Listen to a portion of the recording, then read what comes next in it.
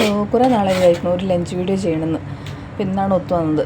അപ്പോൾ ചോറുണ്ട്, ഇത് കുത്തരി ചോറാണ്.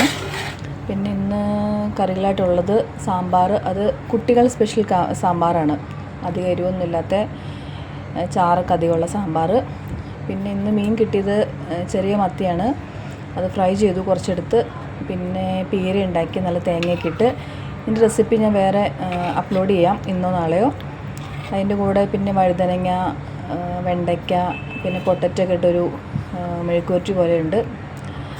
അതും എരിവ് കുറച്ചാണ് ഉണ്ടാക്കിയാണ്. നമ്മൾ പൊതുവെ എരിവ് കുറച്ചാണ് കറികളൊക്കെ ഉണ്ടാക്കണേ.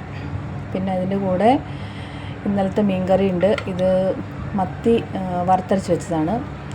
പിന്നെ പപ്പടം, പിന്നെ രാവിലത്തെ പയറുകറി ഉണ്ട്, അതും കുറച്ചെടുത്തിട്ടുണ്ട്.